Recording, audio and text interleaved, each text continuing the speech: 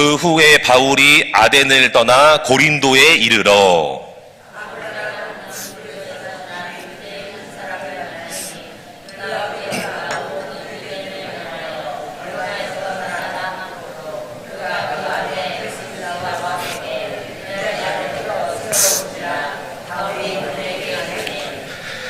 생업이 같음으로 함께 살며 일을 하니 그 생업은 천막을 만드는 것이더라.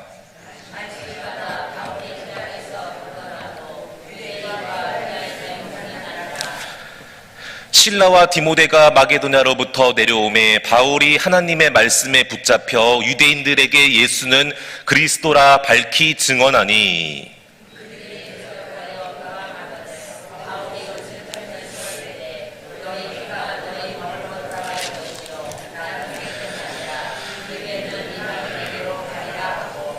거기서 옮겨 하나님을 경외하는 디도 유스도라 하는 사람의 집에 들어가니 그 집은 회당 옆이라.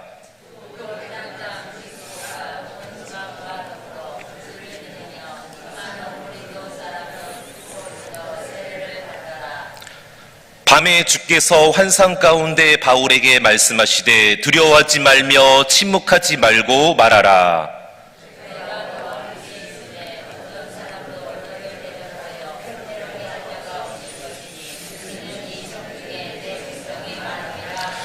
함께요. 1년 6개월을 머물며 그들 가운데서 하나님의 말씀을 가르치니라. 아멘. 오늘 지난번에 이어서 또 18장의 말씀을 통해서 하나님의 은혜를 나누기를 원합니다. 이제 바울이 아덴에서 에피쿠로스 학파와 스토아 학파 사람들하고 대상으로 해서 아레오바고 법정에서 설교를 하면서 복음을 전했었고, 이제 오늘 본문에는 그 이후에 나오는 내용이 나오게 됩니다. 그 당시에 이제 보면은 몇 사람만 믿었다는 그런 결과가 나오게 되는데, 다시 거기에서 이제 바울이 아덴을 떠나서 오늘 1절에 보니까 고린도라는 지역에 가게 됩니다.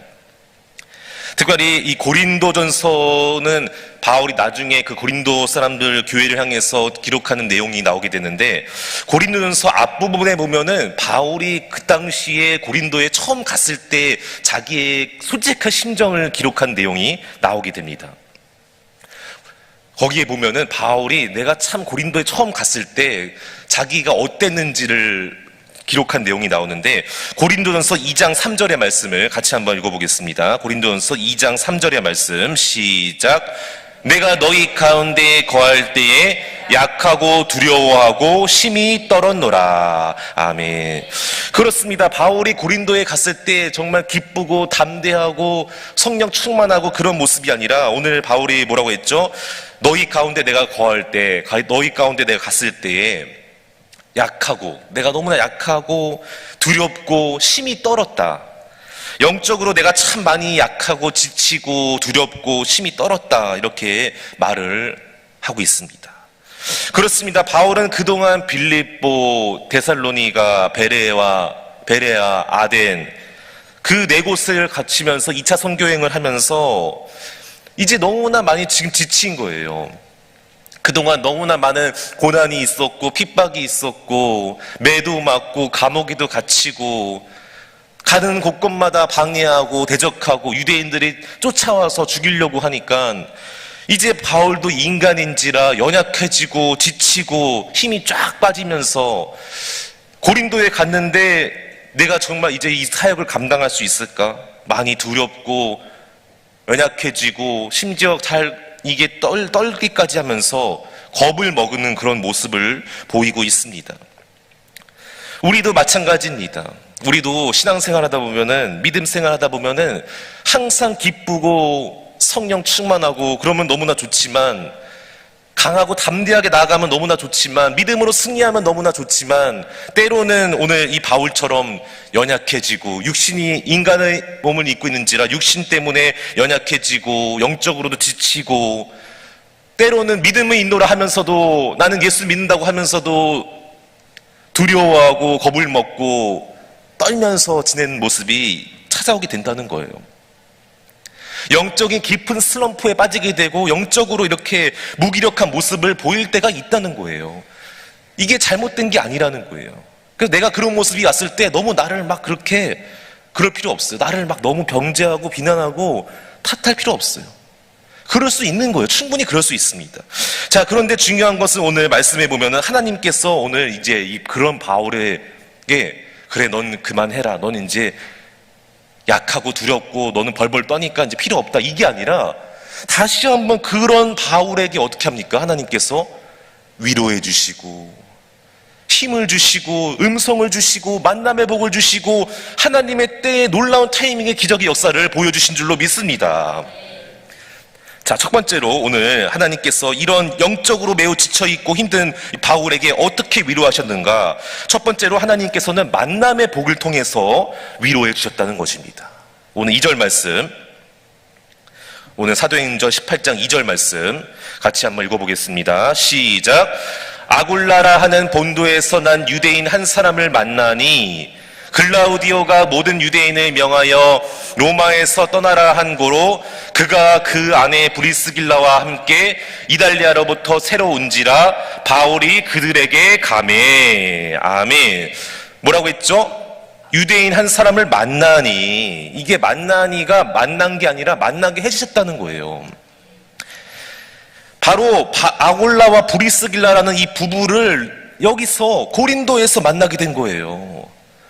그렇게 바울이 영적으로 지쳐있고 연약해지고 두려움 가운데 빠져있는 그 고린도에서 그때 하나님이 은혜 주시고 역사해 주시니까 바울에게 있어서 평생의 자기 목숨까지 내놓겠다고 하는 이 믿음의 귀한 동역자를 여기서 만나게 된 줄로 믿습니다. 바로 이것은 우연이 아니라 하나님께서 만남의 복을 주셨기 때문에 이런 믿음의 귀한 평생의 동역자를 만나게 된 것입니다.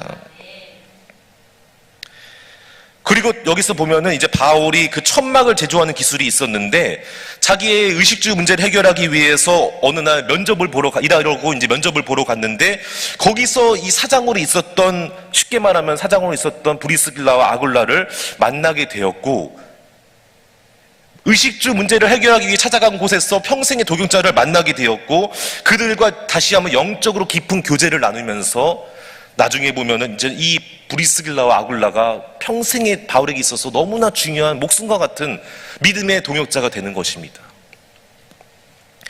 그래서 나중에 그 로마서에 보면은 마지막 16장에 보면은 바울이 이렇게 기록을 했는데 같이 한번 읽어보겠습니다. 16장 3절에서 4절의 말씀 시작. 너희는 그리스도 예수 안에서 나의 동역자들인 브리스가와 아굴라에게 문안하라.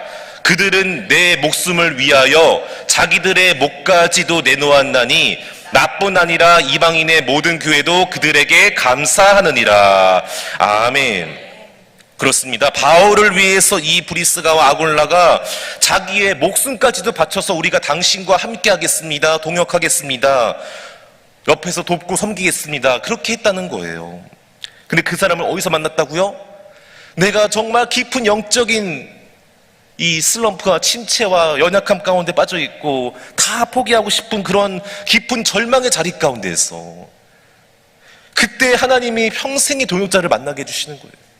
바라옵기는 저 여러분도 너무 지쳐있고 힘들 때 그때 하나님께서 예비하신 주변의 귀한 믿음의 사람을 만나게 해주실 줄로 믿습니다. 그래서 바울이 여기서 혼자서가 아니라 결국에는 이 두 부부와 같이 함께 다시 한번 사역의 길로 나아가는 거예요. 우리도 주변에 오늘도 마찬가지입니다. 내가 누구를 만나느냐, 누구와 함께 신앙생활 하느냐, 너무나 중요하다는 거예요. 만남의 복이 너무나 중요하다는 거예요. 여러분, 오늘 하루 살아가면서 수많은 사람을 또 만나고 대화하고 같이 밥을 먹고 교제할 거 아닙니까? 그 한 사람 한 사람이 너무나 귀하고 소중한 사람이라는 거예요. 그래서 날마다 기도해야 됩니다. 하나님, 오늘도 저에게 믿음의 동역자를 만나게 해 주시옵소서. 나에게 다시 한번 하나님의 귀한 만남의 복을 허락해 주셔서 좋은 귀한 신앙의 믿음의 사람을 많이 만나서 내가 같이 힘을 얻고 함께 믿음으로 주님 앞에 승리할 수 있도록 주여 함께하여 주시옵소서라고 기도하는 저 여러분 모두가 다 되시기를 주님의 이름으로 축복합니다. 뿐만 아니라 여기서 또 누굴 만나게 해주시냐, 헤어졌던 실라와 디모데를 만나게 해주십니다. 우리 5절 말씀 같이 한번 읽어보겠습니다. 시작. 실라와 디모데가 마게도냐로부터 내려오매 바울이 하나님의 말씀에 붙잡혀 유대인들에게 예수는 그리스도라 밝히 증언하니. 아멘. 아덴에서 만나기로 했는데 만나지 못했다가 결국 고린도로 혼자 내려왔는데, 여기서 다시 한번 바울이 실라와 디모데를 만나게 되었습니다. 그런데 실라와 디모데를 만나는 걸로 끝난 게 아니라 바로 이 디모데와 실라가 아주 기쁜 좋은 소식을 가지고 왔다는 거예요. 데살로니가에서 헤어지게 되었는데, 그때 바울은 이 데살로니가에서 3주밖에 안 있어서 다 실패했다고 끝났다고 생각을 했는데, 나중에 이 디모데와 실라가 데살로니가에서부터의 좋은 소식을 갖고 왔는데, 그게 뭐냐면은 바로 이 데살로니가에도 바울이 떠난 이후에 이 복음이 계속해서 전파되고 교회가 세워져서 정말 그들의 믿음이 점점 자라나고 있다, 교회가 세워지고 있다, 이런 기쁜 소식을 전했다는 것입니다. 데살로니가전서 3장 5절에서 6절의 말씀 같이 읽어보겠습니다. 시작. 이러므로 나도 참다 못하여 너희 믿음을 알기 위하여 글을 보내었노니 이는 혹 시험하여 우리 수고를 헛되게 할까 함이니, 지금은 디모데가 너희로부터 와서 너희 믿음과 사랑의 기쁜 소식을 우리에게 전하고, 또 너희가 항상 우리를 잘 생각하여 우리가 너희를 간절히 보고자 함과 같이 너희도 우리를 간절히 보고자 한다 하니. 아멘. 그렇습니다. 믿음의 사랑의 기쁜 소식, 믿음의 사랑의 기쁜 소식을 이 디모데와 실라가 가지고 왔다는 거예요. 그래서 이렇게 지금 아굴라와 브리스길라, 또 디모데와 실라를 만나게 하나님께서 해주시면서 바울이 다시 한번 새 힘을 얻고 계속해서 사역에 정진할 수 있도록 이렇게 해주셨다는 것입니다. 두 번째로 하나님께서는 어떻게 또 바울을 위로해 주셨냐면은, 바로 하나님의 놀라운 때, 하나님의 놀라운 그 타이밍에 전혀 생각하지도 못했던, 전혀 예상하지 못했던 하나님의 방법으로 역사해 주셨다는 것입니다. 우리 다 같이 사도행전 18장 6절의 말씀 읽어보겠습니다. 시작. 그들이 대적하여 벼슬을 털면서 이르되 너희 피가 너희 머리로 돌아갈 것이요 나는 깨끗하니라 이후에는 이방인에게로 가리라 하고. 아멘. 이게 무슨 말이냐면은, 바울이 고린도에 가서 또 회당에 가서 복음을 전했는데 또 듣지 않고 자기를 대적하고 비방하니까 이렇게 말한 거예요. 나도 이제 모르겠다. 니네 마음대로 해라. 니네가 뿌린 씨앗 니네가 다 거두게 될 거다. 난 모르겠다. 이제 나는 너희나 유대인한테 난 복음 전하지 않겠다. 두 번 다시는 전하지 않겠다. 나는 이방인들을 위해서 내가 시간을 쓰고 복음을 전하겠다. 이렇게 막 지금 화를 내면서 말한 거예요. 난 이제 너희 너무 싫다. 너희한테 이제 가고 싶지도 않고 전하고 싶지도 않다. 그랬는데도 불구하고 바울에게는 그래도 자기가 유대인이었기 때문에 완전히 포기할 수가 없기 때문에 그 회당 옆에 있는 디도 유스도라는 사람의 집에 들어가서 계속해서 복음을 또 전했습니다. 회당 안에 들어가지 않고 회당 옆에 있는 디도 유스도라는 사람의 집에 가서 회당을 출입하는, 가고 오는 사람들에게 그냥 복음을 전했습니다. 그랬는데 어떤 역사가 일어난지 아세요? 오늘 말씀해 보니까 회당의 회당의 회당장, 그 회당에서 제일 높고 제일 가장 힘있고 권력 있고 제일 높은 사람, 회당의 회당장인 사람이, 그리스보가 예수를 믿고 온 지방과 더불어 수많은 사람들이, 고린도의 수많은 사람들이 예수를 믿고 세례를 받더라. 할렐루야. 다 포기해갖고 난 더 구원 다시 전하지 않겠다. 너희한테는 넌 끝이다. 니네 맘대로 해라. 그러고 포기하고 이제 그 회당의 옆에 있는 디도 유스도라는 사람들의 집에 가서 그냥 왔다 갔다 하는 사람한테만 전했는데 누가 믿은 거예요? 회당의 장이 믿은 거예요. 그 회당에서 제일 높은 사람이 믿은 거예요. 그러니까 당연히 회당장이 믿으니까 그 회당장 아래에 있는 수많은 사람들이 자연스럽게 믿게 되고 복음이 전파되고 수많은 사람이 세례를 받았다는 것입니다. 이거는 바울이 한 게 아니죠. 하나님께서 바울에게 다시 한번 하나님의 그 놀라운 역사와 타이밍으로 전혀 생각하지 못했습니다. 바울은 포기했습니다. 이제 니네 맘대로 해라. 난 모르겠다. 그렇게 하고 다 포기해야 할 것처럼 했는데 하나님께서 누구를 바꾸신 거예요? 회당장 그리스도를 바꾸시면서 완전히 변화시키면서 그 혼자만 회당장 혼자만 믿은 게 아니라 온 집안이 더불어 다 주를 믿고 고린도에 수많은 사람들이 돌아왔다. 우리 7절에서 8절 말씀 같이 한번 읽어보겠습니다. 시작. 거기서 옮겨 하나님을 경외하는 디도 유스도라 하는 사람의 집에 들어가니 그 집은 회당 옆이라. 또 회당장 그리스도가 온 지방과 더불어 주를 믿으며 수많은 고린도 사람도 듣고 믿어 세례를 받더라. 아멘. 그렇습니다. 이거는 바로 바울의 어떤 수고와 노력을 말하는 게 아니에요. 하나님의 때가 되니까 회당장이 믿게 되고 너무나 많은 놀라운 하나님의 기적의 역사가 일어나고 있다. 그것을 지금 성경은 말하고 있는 줄로 믿습니다. 그래서 오늘 이걸 보면은 우리가 알 수 있지만 우리가 인생을 살아갈 때에 너무 나의 그 인생에 대한 어떤 결과에 대해서 막 집착하거나 그렇게 너무 막 애쓸 필요 없어요. 너무 내가 다 책임지려고 할 필요 없어요. 어차피 그건 내 소관이 아니에요. 내가 많은 사람 믿게 하고 싶다고 해서 되는 게 아니에요.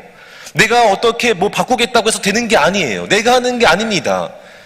내 인생에 대한 어떤 결과를 내가 예상하거나 함부로 책임지려고 하지 마시고 어떻게 됩니까? 우리는 주어진 삶의 자리 가운데 하루하루 최선을 다해서 살아가고 결과는 누구와 함께? 하나님께 결과를 맡기고 주님께서 책임져 주셔야 될 줄로 믿습니다. 오늘 하루 살아갈 때에도 모든 인생의 결과를 주님께 맡기고 주님께서 책임져 주시고 인도해 주시기를 기도하는 우리 모두가 다 되기를 간절히 소망합니다. 마지막으로 세 번째로 하나님께서는 가장 중요한 바울에게 환상을 보여주시고 당신의 약속의 말씀, 음성을 들려주시면서 바울에게 위로해 주시고 새 힘을 주셨습니다. 우리 다 같이 9절에서 10절 말씀 읽어보겠습니다. 시작. 밤에 주께서 환상 가운데 바울에게 말씀하시되 두려워하지 말며 침묵하지 말고 말하라. 내가 너와 함께 있음에 어떤 사람도 너를 대적하여 해롭게 할 자가 없을 것이니 이는 이 성중에 내 백성이 많음이라 하시더라. 아멘. 그렇습니다. 하나님께서는 말하고 계십니다. 계속해서 앞을 향해 나아가라. 겁먹지 말아라. 무슨 일이 있어도 반드시 내가 너와 함께하니 아무도 너를 해할 자가 없다. 이 도시에는 내 편에 있는 사람이 참 많이 있다.